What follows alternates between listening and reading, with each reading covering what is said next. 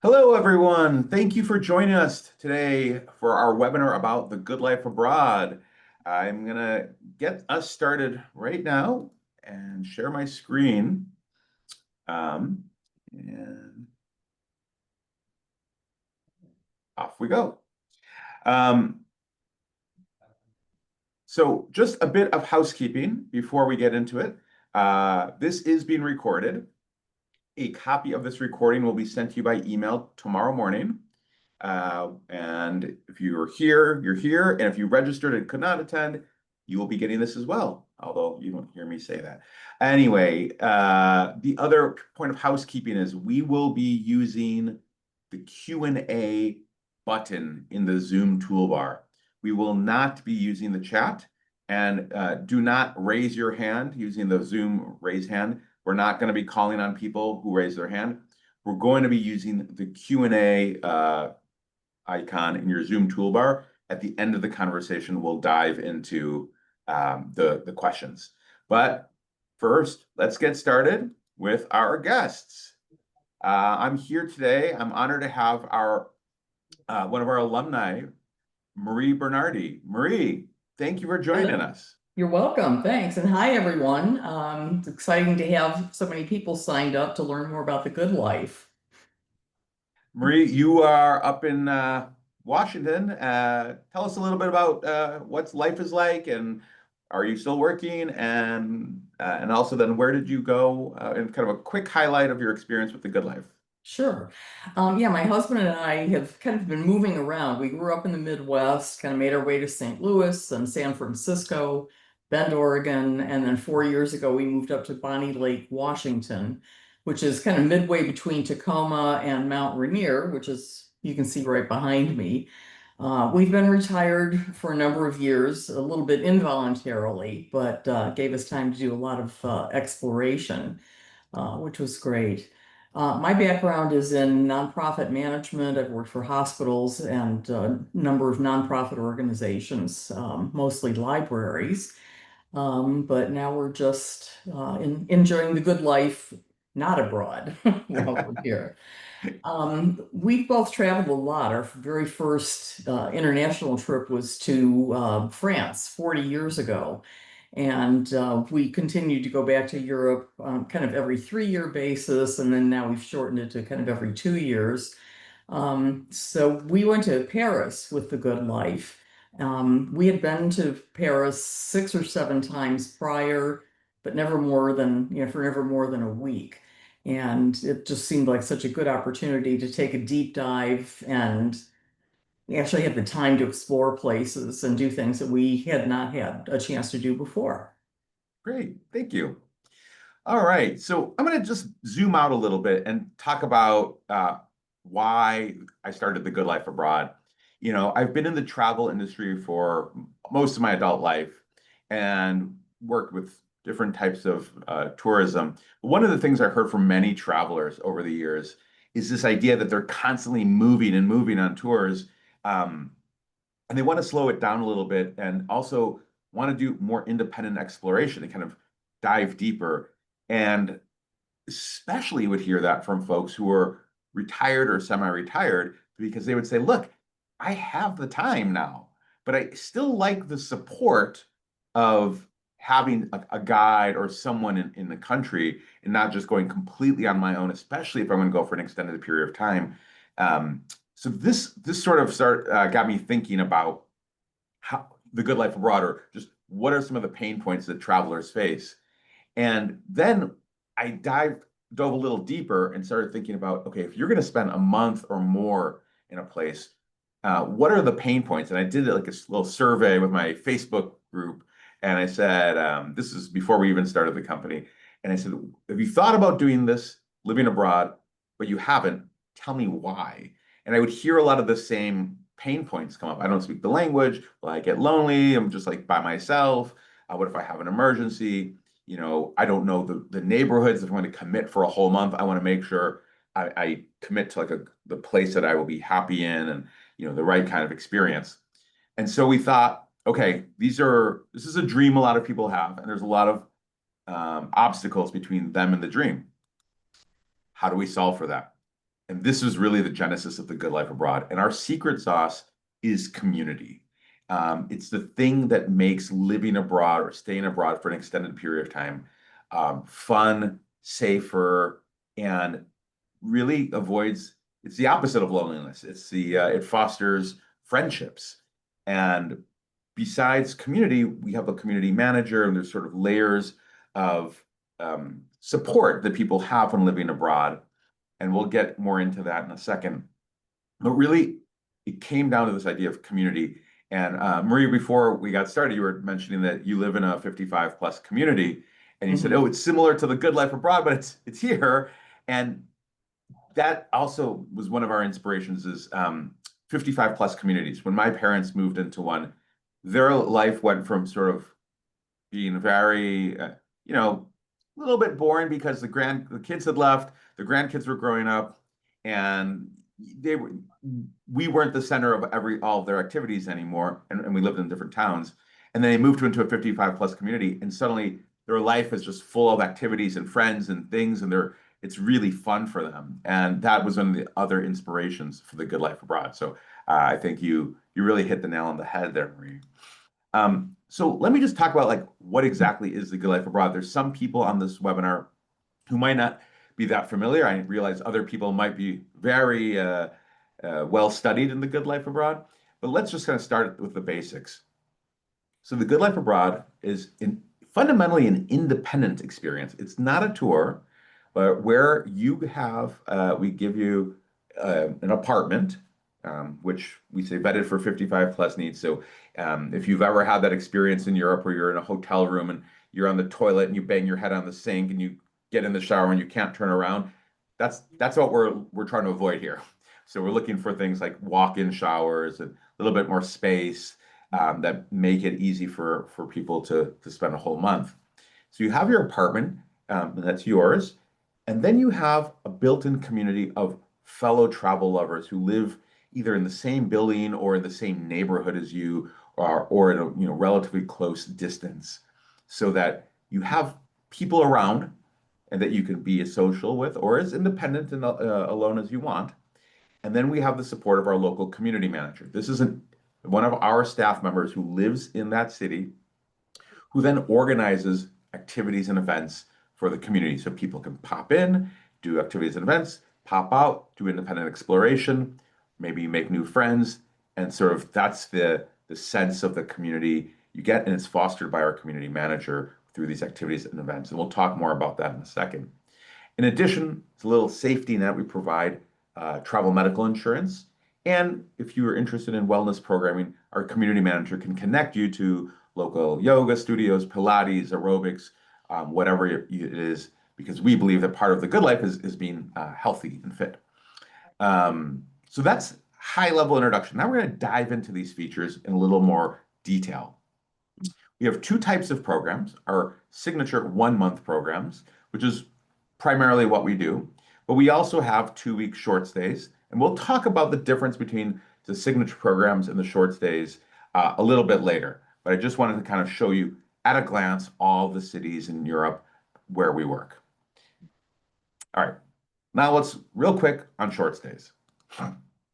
Short stays are offered in 4 cities, wonderful places. And the idea has been that for us, what we really believe in as a good life abroad is this idea of extended staying abroad, extended stays 1 month. But we realize that there's a lot of good reasons to offer shorter programs as well.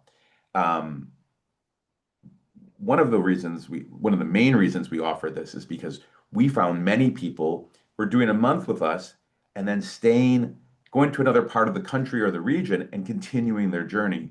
So the initial inspiration was let's offer a way for people to extend their journey, but with the same philosophy as the main month-long programs. So imagine going to Lisbon for a month and then saying, I'd like to explore Porto, but in depth, in an immersive way, and then offering 2 weeks in Porto afterwards, or doing a month in Paris and then doing 2 weeks in Nice, France.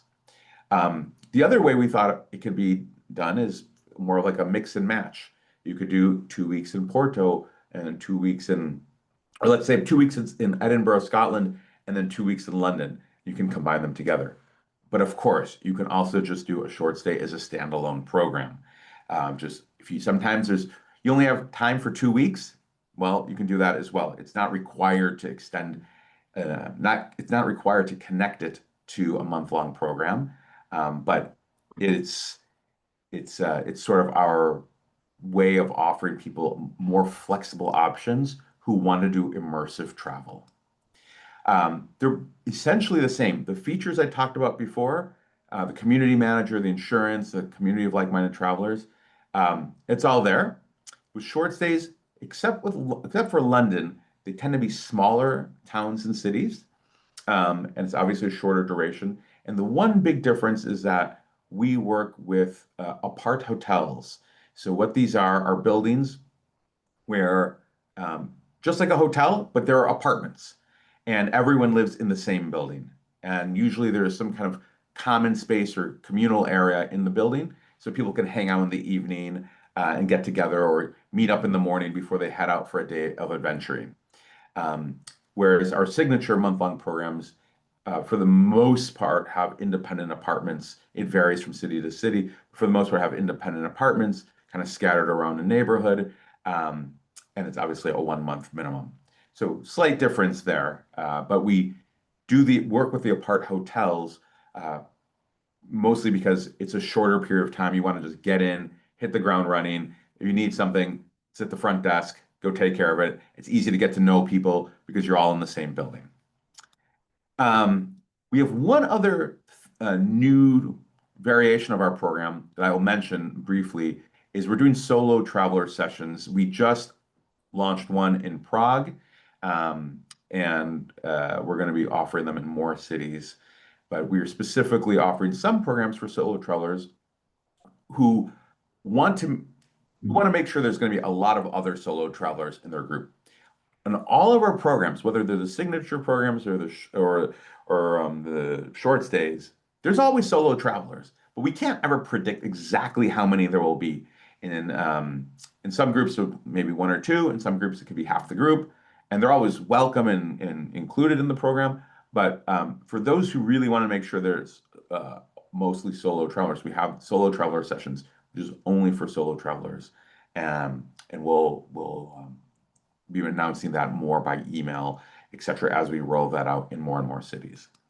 All right, so now let's get back to the features of the program. Apartments. All right, we typically stay a little out of the super touristy areas. These are independent apartments. This is where people, actual local people live, near grocery stores, restaurants, local services. And they are actual apartments that have kitchens, equipped kitchens and bedrooms and bathrooms, and it's your own apartment. Marie, can you tell us a little bit about your apartment in Paris? Here's some sample apartments from across different cities so people can get a sense of it. But Marie, can you tell us a little bit about yours? Yeah, it was fabulous. When people go to Europe, they want the old world charm, but they also want modern amenities.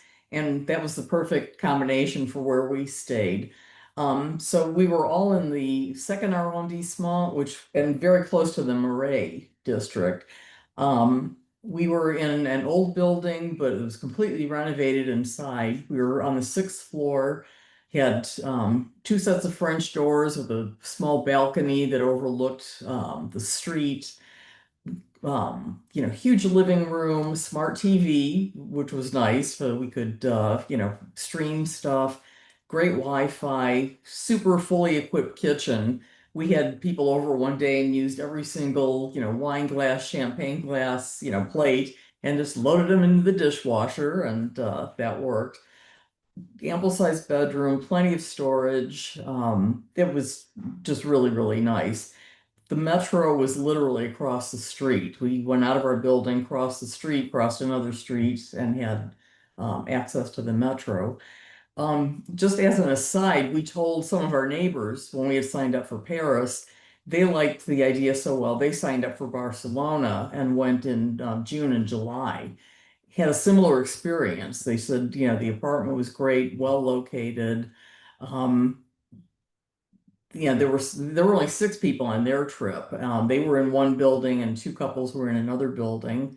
We had three apartments in our building. There was another couple and then two sisters who were traveling together. And we were across the hall and, one floor up and down. So it was really easy to, pop in, say hi, have a drink, connect to go out to dinner and stuff. So it was just really perfect in every way.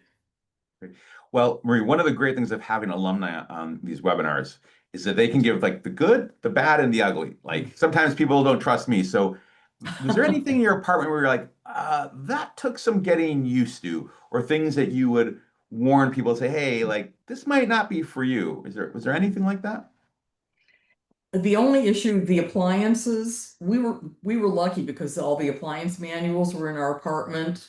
Hmm. They were all in, 8 million languages except English. And I am fluent in French, so I was able to make out some of it. So Google Translate is your friend. And you can look things up. So that was a little bit of a challenge, not very much. We had a couple, small issues, with the apartment building. The elevator went out once. We had some water issues. People got on it right away. Andrew got involved. But I don't know. I think our friend said something about the mattress was too hard for him, and the community manager got them a mattress topper. So they slept comfortably for the whole month. But I don't know. I Elevators think are that, small, but the buildings yeah. all have elevators, so you can't get four people and four big suitcases in them. But I think what you said though is great because, you know, for you perhaps it was like, oh, there's some water issues, there's an elevator issue but for some people, and I think this is good to call out, that would be extremely burdensome. Because what floor were you on? well, sixth U.S. Six US. Or, So I'm sorry, so sixth French, fifth U.S. Yeah. yeah, so when that went out, you had to take the stairs. I didn't. I had lucked out and gotten up in the elevator before it went out. I think I Okay. may have been the one to actually trip the switch. So Okay. so I didn't have to walk, but everyone else had to and carry my bags for me. So yeah. But I mean people walked all over the place. And, our group people were pretty fit and it wasn't a huge, horrible burden. But But if it so had been yeah, for I an want to extended period, exactly. I want to just call out to people that when we say like you join the Good Life Abroad and you live like a local, that there's great sides to that and there's challenging sides to that. And in Europe, these are old buildings. Yes, they've been renovated on the inside, but often the bones of the building are still old. The elevator might be old and small, and so things happen, right? The plumbing in the city is old, so the water pressure might be down. So I just want to set those expectations that live like a local isn't some sort of romantic vision where everything is beautiful, but there is, I mean, there's obviously a lot of beauty to it, but there's a lot of some challenges as well to having an independent apartment. And so I just like to call that out because some people, for many people, they haven't done that. They stayed in hotels and they're used to a hotel experience, and this is different than a hotel experience. Uh, one thing that we found and that was important to us was having the vetted apartment because we've had experiences with Airbnbs where, pictures look great, place, not so much. And for a night or two or three, that's not a big deal. For a month, that would be a problem. And so we felt really comfortable with, having apartments vetted and having a support system in case we needed it. So the neighbor who wanted the mattress pad didn't have to schlep out and buy it himself. yeah. Um, we actually had friends in town who were staying at an Airbnb. They wound up in an arrondissement they were not very happy with. Turns out the place had two circular staircases. They couldn't get their luggage up. They were only there a couple nights, but when they came over to visit us, they quite jealous. That's nice to hear. All right. So you mentioned having guests, and so people often ask us, "Can I have like friends, visitors come through?" And we do say yes, you can. There's a couple caveats to that. One, if you have visitors stay in your apartment, we you need to register them with us because we have to register them with the local authorities, just like a hotel. And we ask that uh, they don't come to the community events the official community events, because a lot of people have visitors and there are kind of a lot of people coming through, and it makes it hard to know like who are you part of this program? No, I'm just here for a few days. So we say for the official community events, no visitors. But one thing we'll talk about in a bit is that a lot of other activities and events happen ad hoc. The community just generates things, and of course, your friends and visitors are welcome to stay there, to go to those events. Um, so let's talk about those events. All the scheduled events are part of the program fee. They're included in the price. So this is you arrive, and we have an orientation that evening. We have a welcome party, and then I'll show you kind of a typical schedule. Uh, this is just a generic schedule. It's not specific to any one location. But you can see every Tuesday we have our Tuesday lunch club. Every Wednesday we do some kind of cultural activity. It's sort of, it could be a walking tour, a cooking class, some kind of arts workshop. And Thursdays we have our happy hour, happy to be 55 plus happy hour. And there's a lot more to these activities than just it's a happy hour, we meet for a drink. And we'll talk about that in a second. But I want to kind of paint a picture of how the activities um, are scheduled. And so you have Friday, Saturday, Sunday, and Mondays free each week. There's nothing programmed. And then we just have these activities Tuesday, Wednesdays, and Thursdays. I'll just talk a little, and then at the end we do a farewell party. I just want to talk a little bit about the happy hours and the lunch club because sometimes people are like, I don't get it. Like we just have lunch. There's a lot. There's actually a few different purposes or objectives we have when we create these activities, the lunches and the happy hours. And it's one, our community managers are pretty thoughtful about where they select these locations. And the idea is to take you out and expose you to different neighborhoods or to different restaurants that you might not go to on your own. So one, you're kind of getting to know a new area or a new place. Two, it's a way to learn about new food. So often our community managers might pre-order a bunch of appetizers so you can try different things. And then you might learn, oh, that's what that thing is. I didn't recognize it on the menu because that's not at the restaurant back in my hometown in the US. Like that's not on the menu. So I want to try that new thing. And now you know, oh, that's what that is. I can order it next time. I like it. So there's a cultural element where you're learning about the culture through the food. And then um, one of the reasons I love these events is that it's a time to come together as a community. And as I said, we don't have anything scheduled Friday, Saturday, Sunday, Monday. So you may not have seen many of your fellow community members for a few days. And Tuesday is a time to come together. Hey, what have you been up to? Oh, you traveled to some town outside, or you went to the greatest gelato place you discovered. Whatever the thing is, it's a time to share and come together as a community. And I really like that. And that's really the case with the happy hours as well. The locations that they choose are very intentional. And what we do, sometimes it's a happy hour, but sometimes it might be, oh, we're going to specifically taste wines from the region as a way of learning about the wines, as well as having a happy hour and having community. So there's a sort of, it's multifaceted. Marie, can you talk about some of the activities and events that you like the most? Yeah, in addition to, being able to taste different food, I mean, the effort to get us into the different areas of the city were really nice. So, it's not like we were just meeting, within the second arrondissement. Our welcome reception and luncheon, we actually went out afterwards, and I think it happens in all the cities, kind of get acquainted, learn how to use the transit system. We were given an assignment, everybody had to figure out their way to get on the metro to get to a certain location by, 4 o'clock in the afternoon. So by the time we had the Tuesday luncheons and the Thursday happy hours, people knew how to get to places. They were, comfortable using public transportation or walking. A lot of places, were walkable. And you're right about how people shared information. They were very leisurely lunches. The restaurants were all great and very accommodating. We had 18 in our group, and so a little bit larger group, but things moved smoothly, but nobody felt kind of locked in place. And we had lunch, but then afterwards, people would get up and move around and, what did you guys do? And what about this? And, does somebody want to go to a jazz club tonight? So we weren't locked in. It was very, kind of convivial. We often had our own, kind of a private room to do that. And then the same thing with the happier hours. We went, one activity was right along the Seine River in this very cool, um, kind of avant-garde type place. We went to a cidery. We went to a little wine bar where we got, educated about different types of wines.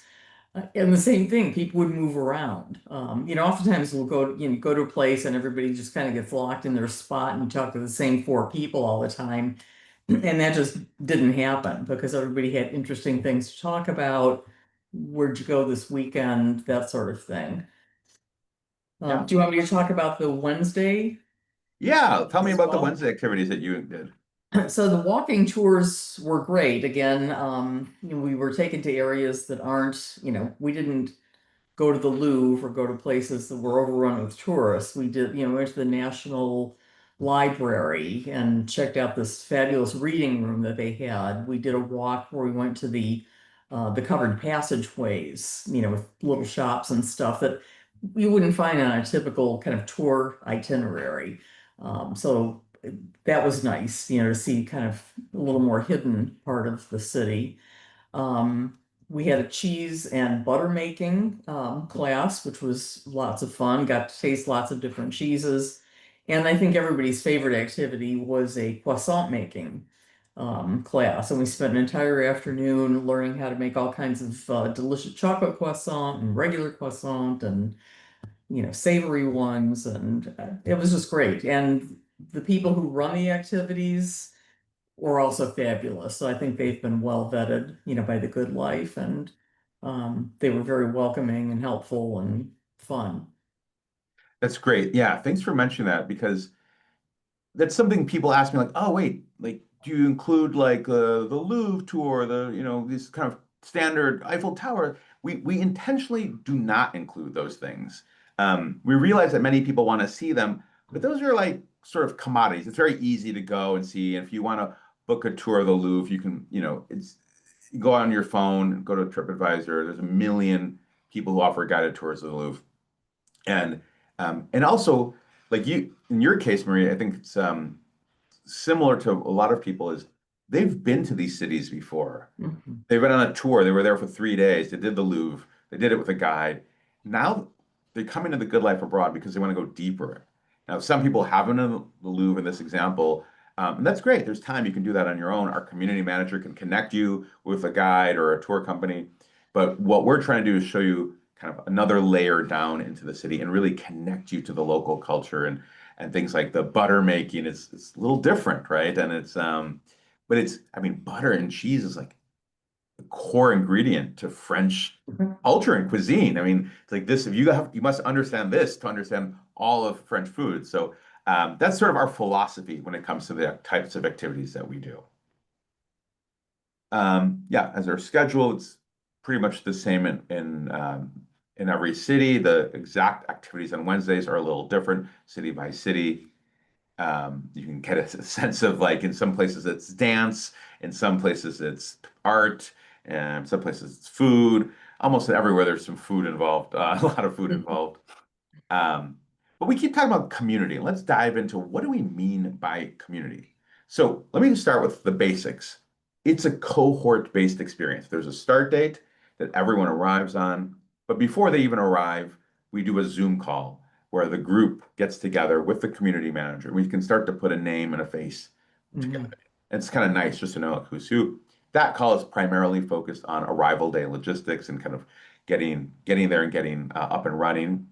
And then, as I mentioned, then the next day after you're checked into your apartment, the next morning, we do an orientation. And as Marie explained, we do things like how to take the public transportation, where to get your groceries. The goal of orientation is to empower you to get started living. It's a few hours, then you're kind of off, where it's not overly burdensome. And then that evening we get back together for the welcome party where we really get to know each other at a deeper level. And then what we do is we use WhatsApp. Now, WhatsApp is a messaging app that is everywhere in Europe. and less popular in the United States. But everywhere in Europe, this is what they use to communicate. And we use it because it has a great feature called the community feature.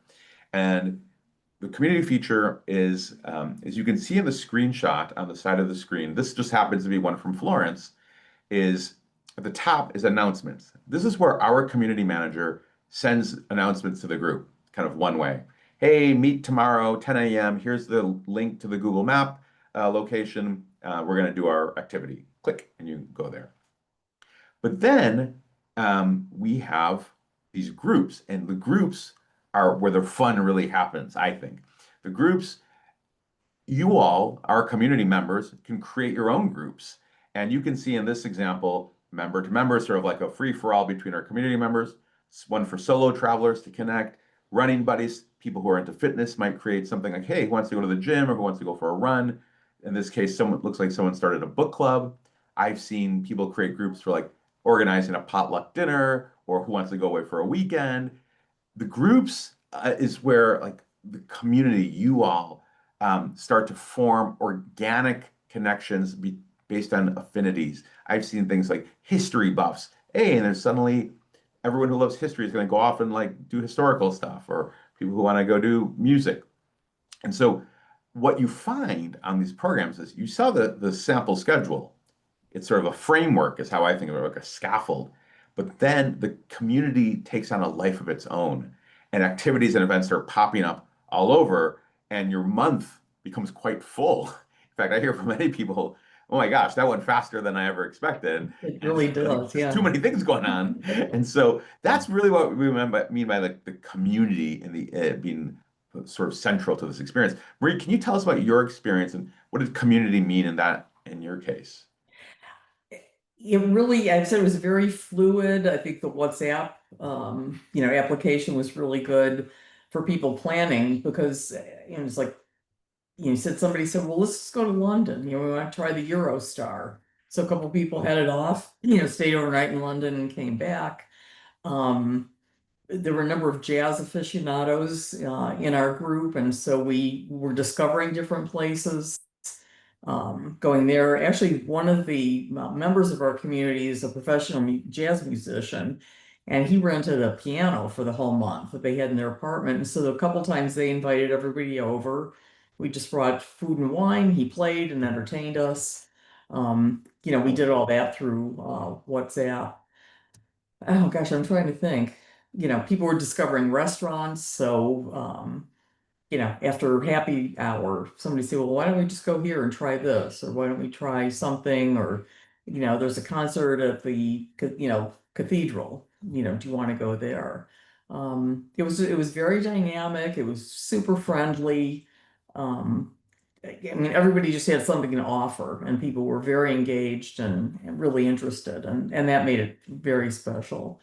And I think I mentioned we actually had four solo travelers, but two were sisters, and so they, kind of acted as a couple. But the other two women were fully connected, and we did an awful lot with them, and they were totally comfortable on their own, but they loved doing stuff with the group as well.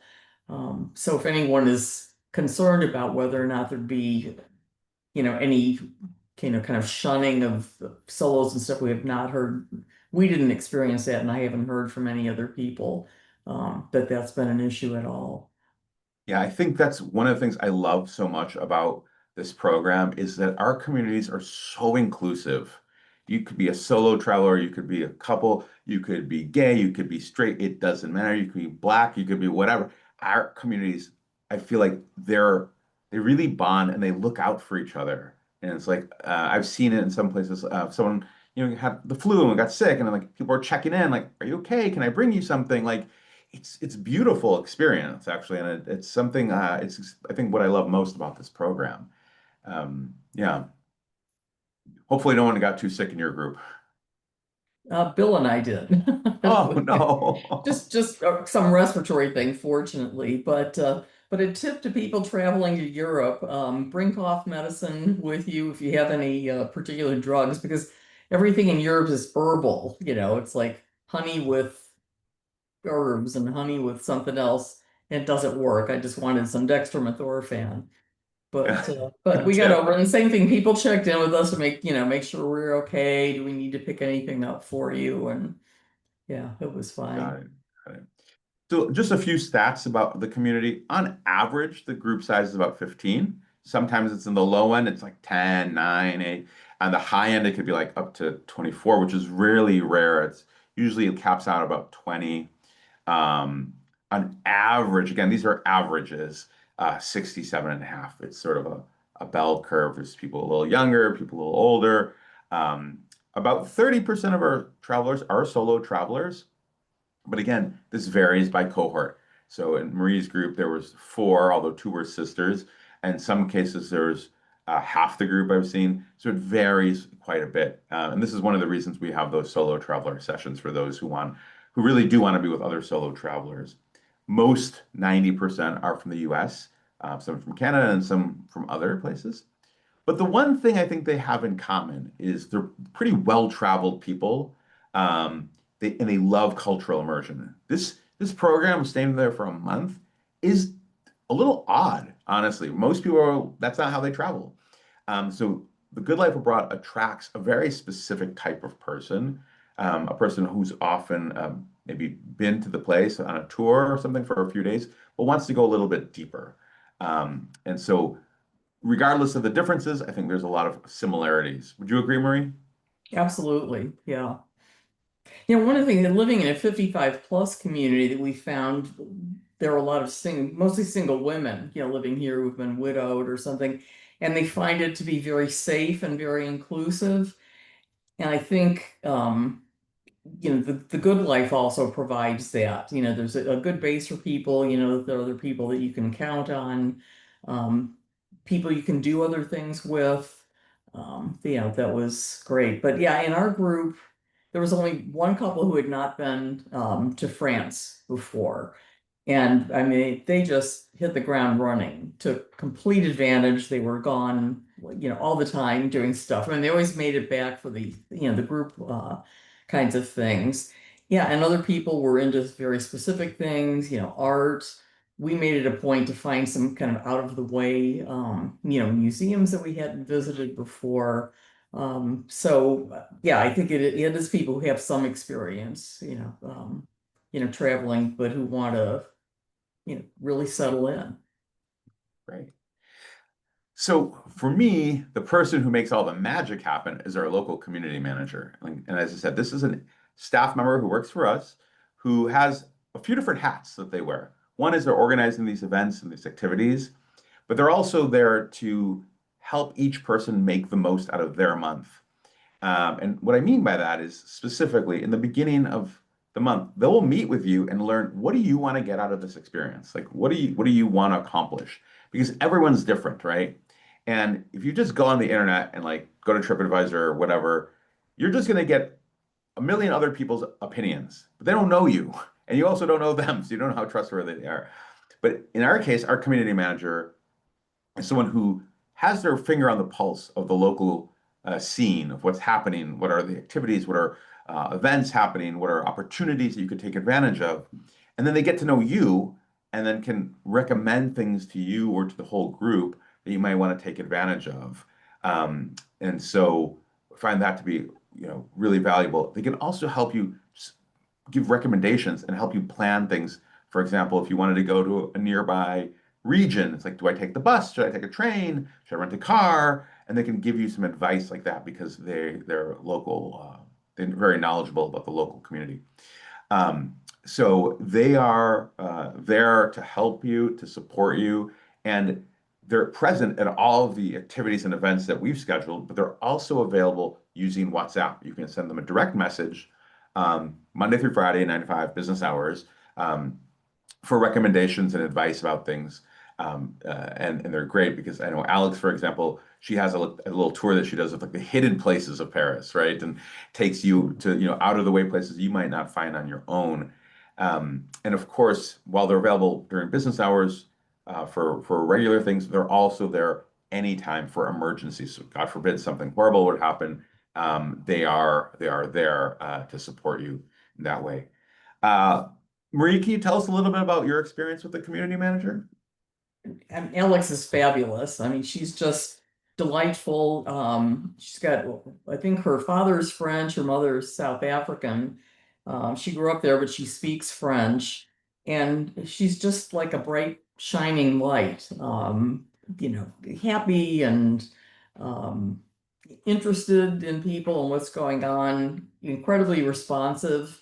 If we were at a lunch and somebody said, "Oh, are there, parks that we ought to visit or something?" I mean, by the end of the lunch, we'd gotten a WhatsApp with links, to like hidden parks or, parks that were outside the city. Um, yeah, and our friends who went to Barcelona had the same experience with their community manager. They were a very small group. And so she actually apparently joined them in some of their, kind of extracurricular things, and joined it. But so that's our own experience, but I would just expect that all the other community managers are, just as wonderful. Yeah, Um, can't speak more highly of her. great. Thank you. All right. So people are like, I'm kind of interested. Tell me about this. So the price includes all the activities, as I mentioned. It's a 30-night program in your apartment, all the utilities, Wi-Fi. There's weekly cleaning. Um, then we have the lunches, the happy hours, the support of the community manager, travel medical insurance. So it doesn't include airfare, ground transfers, groceries. If you need a cell phone service or something, or any optional tours or activities or weekend travel.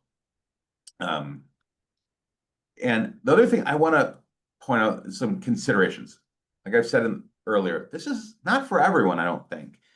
This is not a tour. For some people, they prefer to have a little bit more guidance, a little bit more support, a bus that picks you up, takes you everywhere you need to go, just kind of see it all.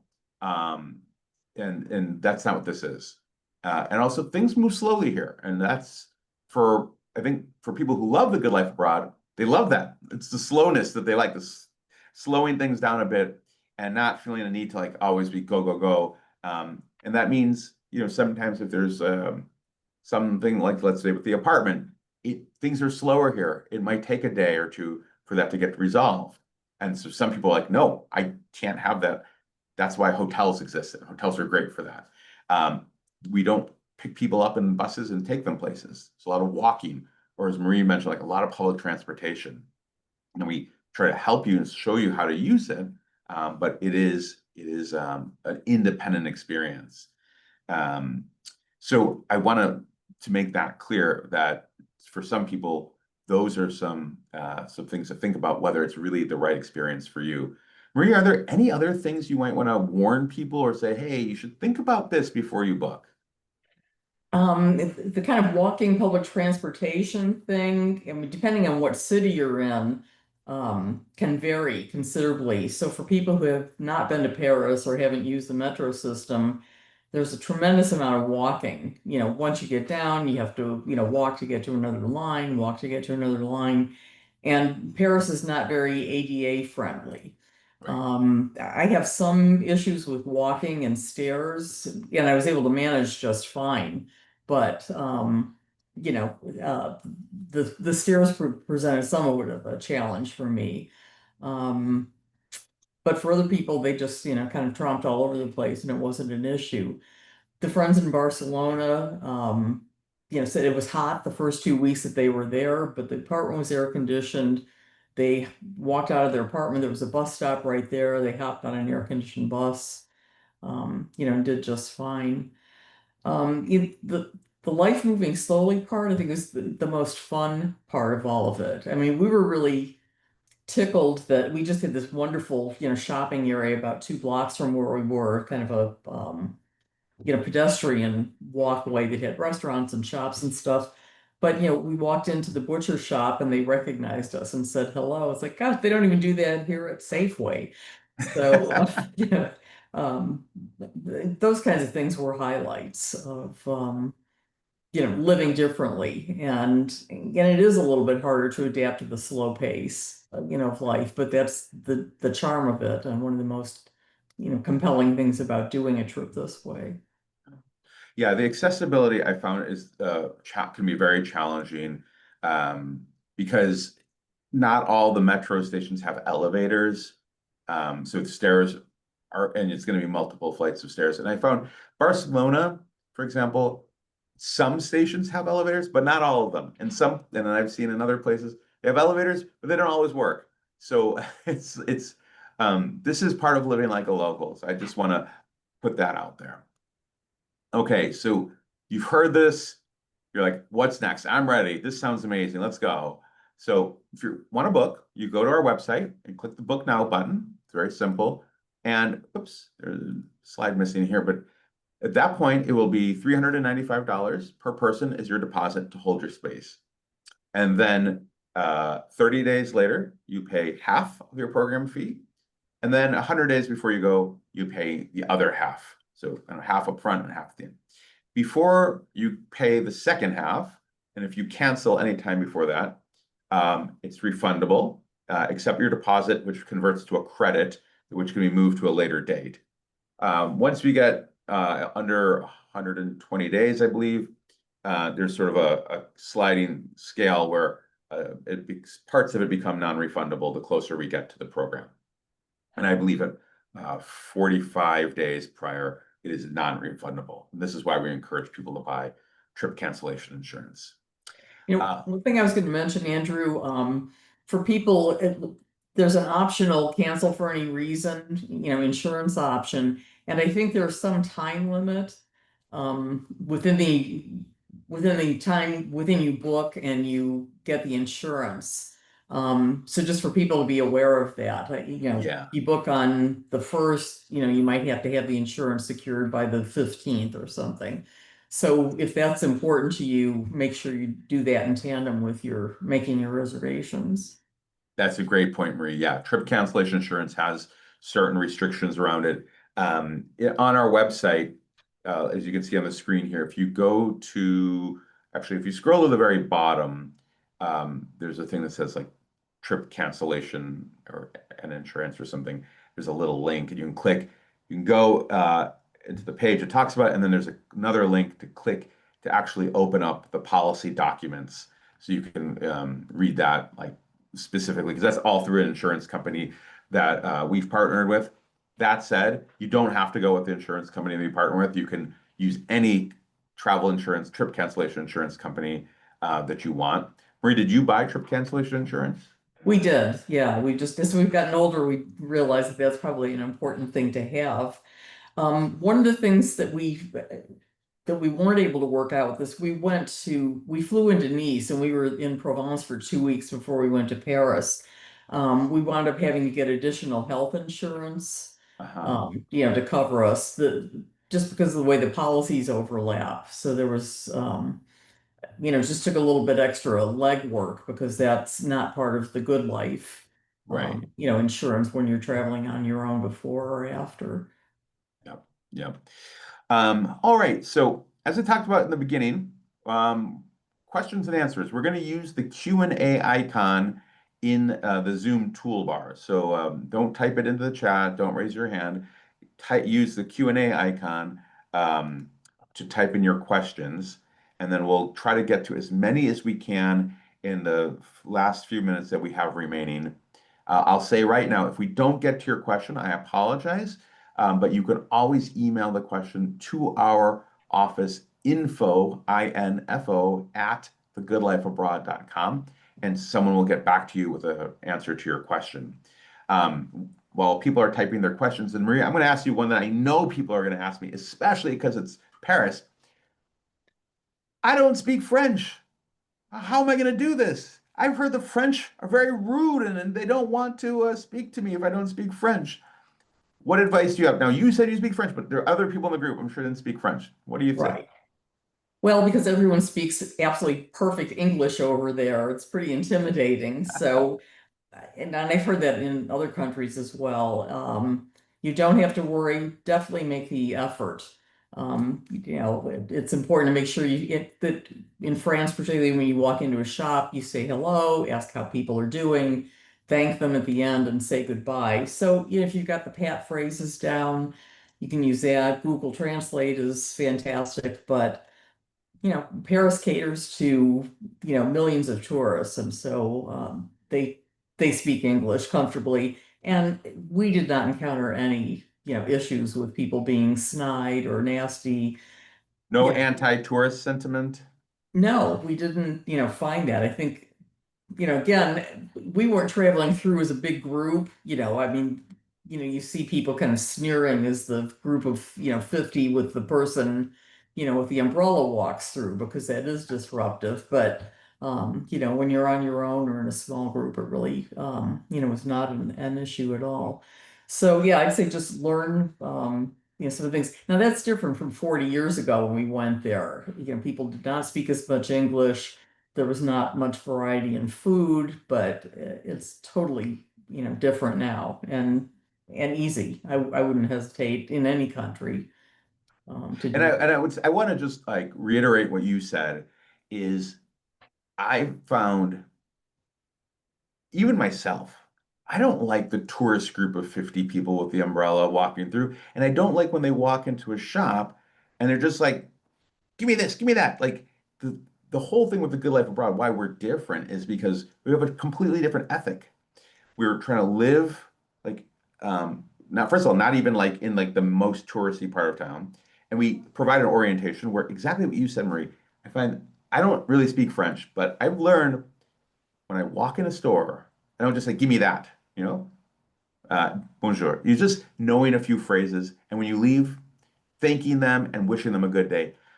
I love it. And I don't think it's a French thing. I think this is something we used to do in America, and we've lost Hmm. it.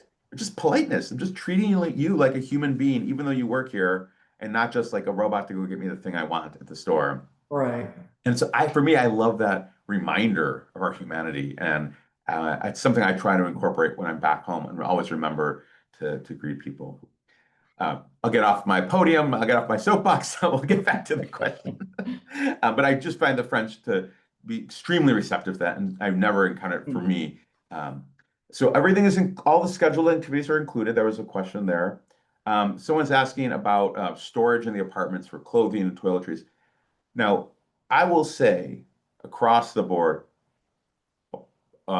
storage and space in general is not as big as you're going to have in the United States. We have a lot. Most of our people are American. They have these big houses, walk-in closets.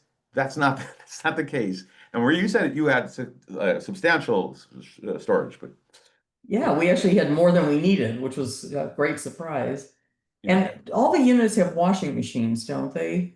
Or uh, access to a washing machine? or access to washing machine, but not a dryer. Can you talk Well, about that? we had a washer dryer combo, and then the first time we did a load, it was 6.5 hours. So don't use the dryer function. But That's the there's a thing. drying rack in the unit. Use that. Yeah, some places have these combos. They basically don't work. And so we tell people we don't really have dryers. That's not very European anyway. Drying racks is the thing. You want to live like a local, use a drying rack and close. You come And back. the point is, you don't have to pack to have a fresh outfit every single day because you got access to laundry. So you don't need tons of storage space. Tons of space. Yeah, I think in Valencia, like it's like an armoire and there's some hangers. Now I've heard people complain, not enough hangers. You know what I tell them? You're a local. Go to the Go buy store, them. spend €5 and buy hangers. Like this is not a hotel, right? It's your apartment. We provide enough to get you started. There's basic, dish soap and toilet paper and paper towel, but like you're a local, you gotta go shop, you gotta buy your, laundry detergent or whatever it is. So it's not a hotel. It's different. Another question, besides Prague, what other cities are you considering for solo traveler sessions? We're considering Seville, and we're considering possibly in Sardinia or in Split, and we'd be looking at late fall of next year, and we will have this up on our website in the probably 2 weeks. We'll have a little thing explaining more about the solo traveler sessions, and but I just wanted to give you a preview. Um, Interest in Portugal. Okay, sign up for Edinburgh on travel insurance. So someone signed up for a program and hasn't gotten information on travel insurance. Uh, the travel medical insurance and evacuation insurance is included. You don't have to do anything. It's just there. When you get closer to your departure date, you will get an email from the insurance company saying, "Hi, here's your insurance policy number, and like a phone, just basic information about your policy. It's sent to you. Trip cancellation insurance is separate. Like she's saying, Marie was saying, cancel for any reason. So that is up to you to purchase on your own from any provider you'd like. Um, what is the actual cost per membership? Is it individual or couple? Okay, so let me explain our pricing. There is no membership fee. It's just you pay per person for the program that you buy. It varies from city to city. It varies during the different seasons of the year. It varies if you get a one bedroom apartment or a two-bedroom apartment. It varies if you're sharing, if it's one person, two people, three people, four people in an apartment. So all these things where I say, go to our website, click the book now button, and there'll be a search bar and you can type in the destinations and you can see all the different options and permutations. So obviously, for if it's one person in a one bedroom apartment, that will cost more than if it's two people who are sharing a one bedroom apartment or two couples who are sharing a two bedroom apartment. Now you have four people who are spreading the cost of the apartment. So that's how it works. Um, I'm on a wait list for this coming year, but I booked for 2 years from now, which is not waitlisted. If it's available, can the payments be transferred? Yes, absolutely. You can join wait lists. If things open up, you can transfer and your payment can move over. Are there times of the year more crowded than others? Yeah, July, August in Paris, for example, and in most European cities, it's the busiest time because people are out of school, families take vacations, but it's also the time when we don't really offer programs. So for us, peak season is not peak season for the rest of the world. Our people, we're 55 older, proud of it, and we know to go outside of those peak months. There's no solo supplement for single travelers. Um, uh, okay, again, another question about the solo travelers. So, as I said, in the next couple of weeks, we're going to put something on the website that's going to list the multiple locations where we offer this, and it would all be for fall of 2026. So you have like almost a year before it comes, and they promise you they won't sell out. You'll have some time to book them if you're interested. If you do a 2 week program and want to extend it, is that possible? So I think that's a good question, and it's the same answer whether you do a month long or a 2 week short stay.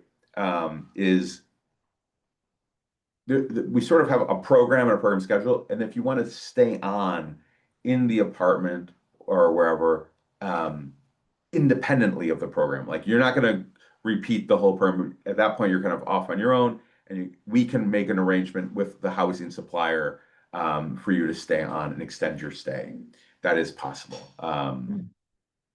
Now, with the month-long program, the big caveat is we can extend your stay. It might not be in the same apartment if that apartment is booked up for someone coming in right after that. So it might be in the same building. With the 2 week programs, there's a little more flexibility because we are working with these apart hotels. There's a lot of apartments in these buildings. They're rather large. Um, what is the range of costs? Oh, everyone asking about the prices. It's all over the place. Palermo, Sicily is like $4,000 or $5,000. Paris is like it's on high end. It's a very expensive city. London is even more expensive. So, I mean, it's anywhere from $4,000 or $5,000 to 10, 11,000 per person, depending on the city and the configuration of the apartment. There's so many variables. So go to our website, click book now, and then just figure out all the variables to find what's right for you. I don't know if the person asking this question is for one person, two people, three people, or four people. Um, okay, a lot of questions here about the solo travelers. I've answered that. Um, the Paris apartments will be in a different building as opposed to an actual apartment. Does it have space? Okay, there's space for visitors in your apartment, Marie. We did. We had a sofa bed. We didn't know about that beforehand, but it didn't matter. We weren't going to invite people. Um, and I don't know about others. I know other people did have visitors, come and stay with them. So I'm assuming there was a sofa bed or a shared bed or something. Yeah, sometimes people will book a two-bedroom apartment because they are planning to have guests and they want to. I mean, I don't know about you, but the older I get, sofa beds just don't do it for me anymore. I think I'm a little more miserable than I want to be. Um, were the neighbors in your building friendly? We hear places like Barcelona are very anti-Airbnb. Maria, you want to comment on your building neighbors? We saw people occasionally. Everyone was friendly, said hi. We'd run into them, taking the trash and recycling into the room. Didn't have any problems with that. The friends who went to Barcelona also didn't encounter. In fact, what we heard was, again, because it was so hot, that a lot of Barcelona natives were taking like water guns and stuff to shoot at people. And because it was so hot, they were turning them on themselves instead, not harassing tourists. So, again, I think if you're just kind and thoughtful, people are great. It's the kind of big, ugly American travel group that can turn anybody off, abroad or here. Yeah, yeah. Um, yeah, and also just to be clear, we're not using Airbnbs. We're not using someone's apartment. And that's something that's very important to note in all of our cities. We're using a different stock of housing that's not taking away from the local people. These are work with kind of big corporate housing property management companies that have hundreds of units. They're specifically intended for medium-term rentals, not short stays. It's in Paris, for example, it's legally a different category of housing that we're pulling from. And we're not staying like in the tourist hubbub, right, where it's really easy to get frustrated with like just mobs of tourists. We're kind of tucked into the neighborhoods. Can someone under 55 sign up? I'm 51. To this question, we have some flexibility. The main thing we say about the 55 plus is the idea that this is not for families. This is not for people to bring their kids. This is for people who are older, and it's also not for people in their 30s and 20s who just want to party all the time. This is a certain vibe, and it's our 55 plus vibe. And if people are understand it and are down with it, we're welcome to have you. Often we have questions like, my partner, my spouse is 55 plus, but I'm not quite there. That's not a problem. Do we recommend any ground transportation companies from the airport? Yes, we partner with a company called Wings Travel. Once you book, you'll get information about them. It's a full service, white glove. It's a new partnership we have just recently started. White Glove Travel Agency. They can book your tickets, your flights. They can set up transfers from the airport. Now, most people just arrive and hop in a taxi, give them the address to your apartment, hop in an Uber. Uber is popular in many cities in Europe as well. So it's very, very simple, but we do have a partnership with a full service travel company. And we're over time. So Maria, thank you for being so patient. How hard is it to link trips together? Um, we You can link trips together, specifically the short stays and the month longs. Many of them have been scheduled to link together for certain sessions, not all of them. Um, and you just have to look at our dates on the website. When is the Barcelona? Okay, there's a million dates. Go to the website. Um, Greece, yes, we are looking at other. There's a lot of questions here on other destinations. We're always expanding. If anyone's been following us for the past year, you know that we've gone to many more destinations than we were in a year ago. Here's a good question, Marie. Uh, on average, how much should someone budget for like other things outside of the program, like groceries or tours? We figure on average we probably spend about $100 a day. Um, and Come each of you or combined? no, combined. Okay. So things are less expensive than they are here. We found even in France. Kind of the bulk of it because, just of mobility issues, we took the metro a lot. And so that wound up being, kind of $10 a day just right off the top. I mean, it's still a great bargain, but still. But yeah, that was groceries, incidentals, eating out, going to shows.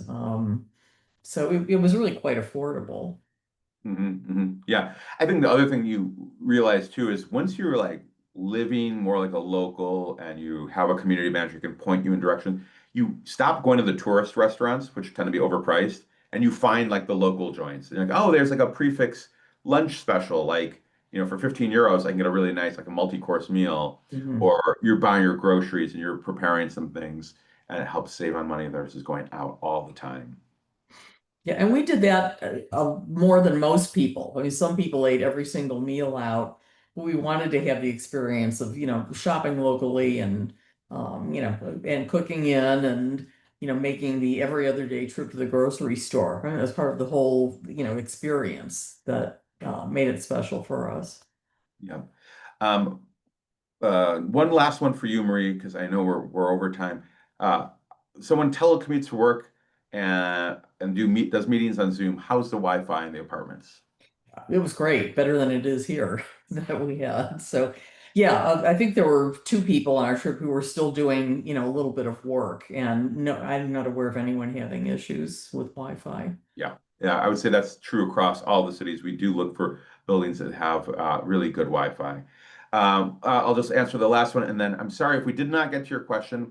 Please, again, send it to our office info at the Good Life Abroad. We'll get back to you right away. Someone saying, can a younger person visit? Yes, when you have visitors in your apartment, again, please register them with us. But the apartment is yours. Um, there's some regulation of how many visitors can be, I think it's like no more than two people in a two-bedroom or one guest in a one-bedroom, et cetera, et cetera. But for the most part, the apartment is yours. We just follow the rules of the property management company. And you can have people come, you can have your kids, your grandkids. Hey, grandparents are staying in, Spain for a month. Oh, who wouldn't want to go visit them? So it's absolutely, but like I said, they don't come to the community scheduled activities. We try to preserve sort of the integrity of the group during that, but there's a lot of other things happening. So we gotta end it now. We're way over time. Thank you, Marie, so much for this. Thank you, Thank everyone, you. for It was attending fun. today. We appreciate it. If you have questions, contact us. And Marie, look forward to see you on your next Good Life I Abroad know trip. we're looking at multiple options. Okay, great. Thank you. I appreciate your candor. I think everyone who was here too loved just hearing it, directly from an alumni and, unfiltered. So I appreciate that very much. I think they do Okay. too. All right, take care, everyone. Bye bye.